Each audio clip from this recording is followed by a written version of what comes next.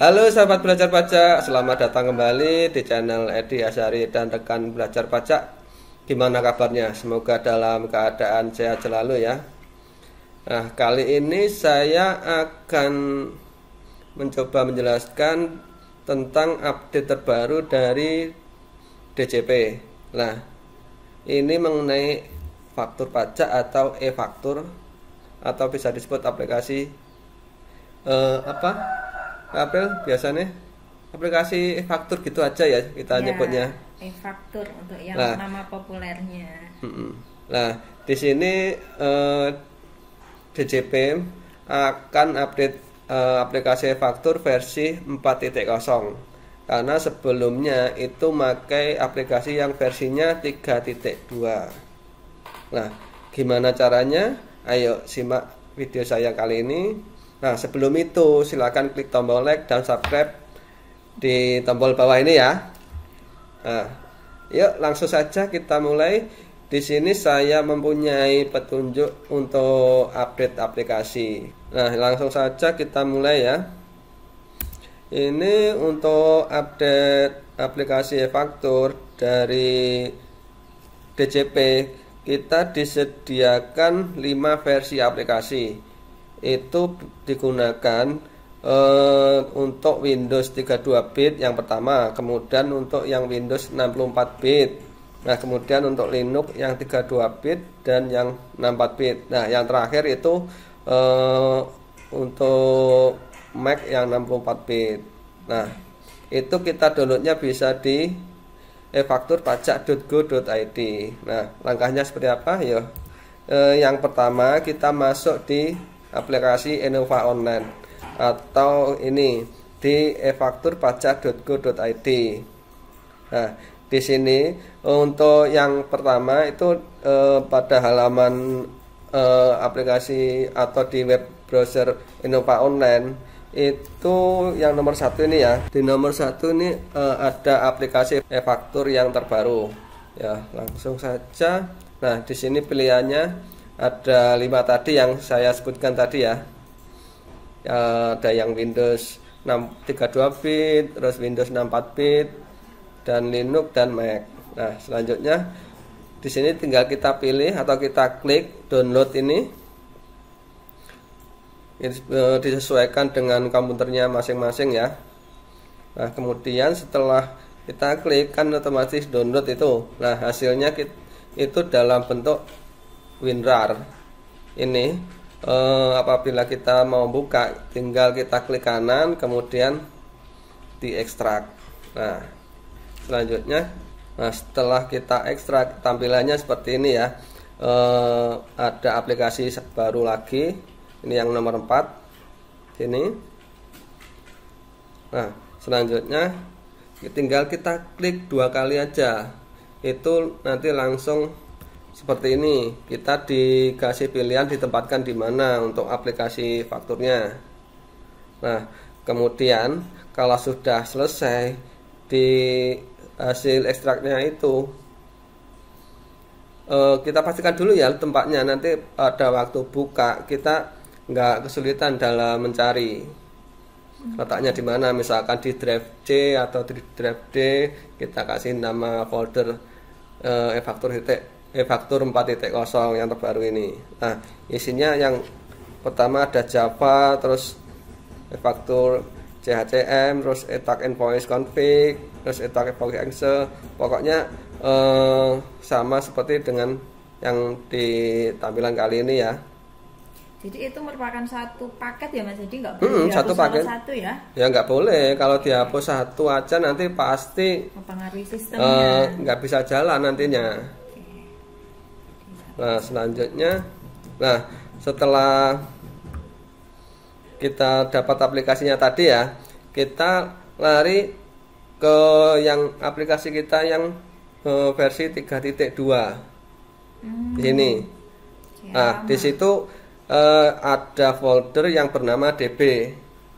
Nah, sebelum kita pastikan di aplikasi yang baru, kita pastikan yang database yang lama itu dipastikan aman dulu, jangan sampai tertimpa dengan aplikasi yang baru.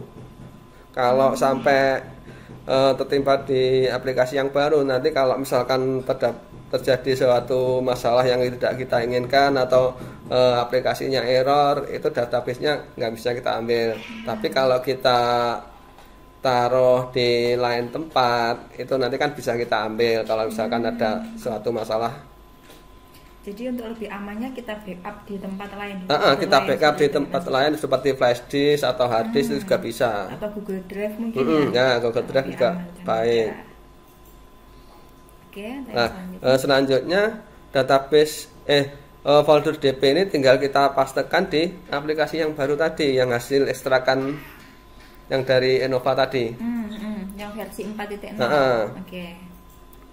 Nah, selanjutnya tinggal kita jalankan. Tinggal kita jalankan dengan cara klik Attack Invoice Excel ini.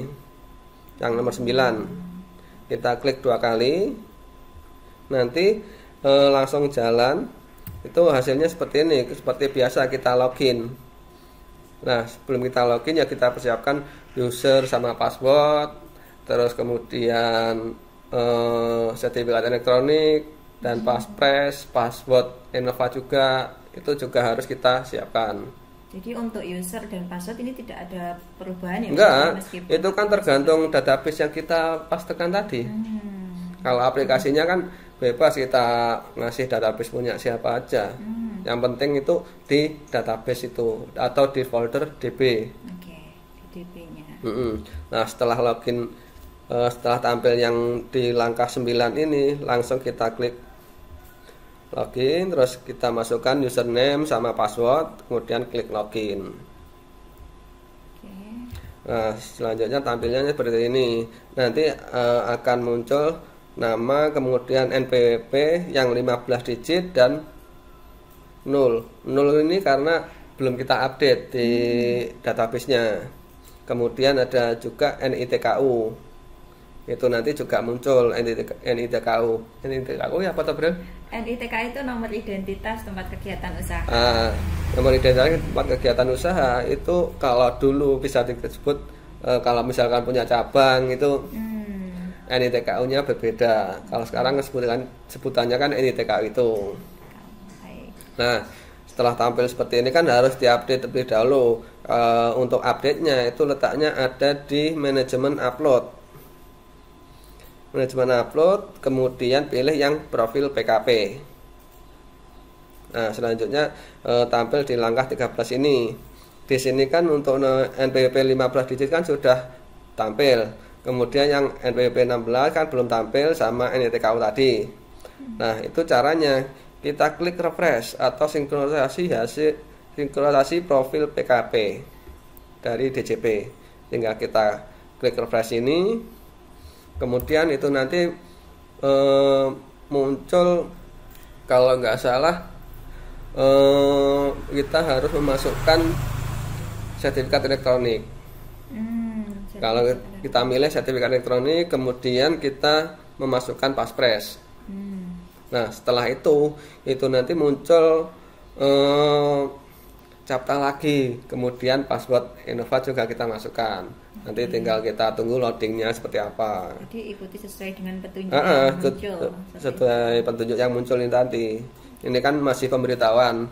Ini saya coba tadi masih belum bisa karena masih banyak pembaruan mungkin dari pihak DJP-nya.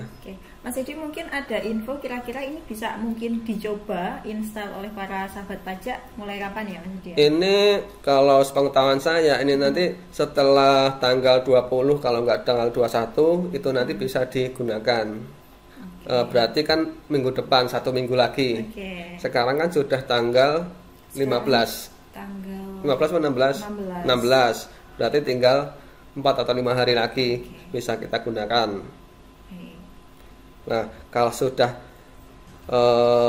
tampil NPWP 16 dan NITKU sudah muncul, tinggal kita simpan. Nah, demikianlah penjelasan dari kita. Mbak April, apakah ada pertanyaan lagi? Mungkin sejauh ini sudah jelas, Mas Edi. Mungkin kita nanti tinggal menunggu pembaruan dan juga info resminya ya terkait penggunaannya. Ya, nanti kalau sudah diluncurkan oleh pihak DJP dan aplikasinya sudah bisa digunakan. Nanti kedepannya juga saya mau buat video tutorial lagi apa sih di dalamnya e-faktur 4.0 itu.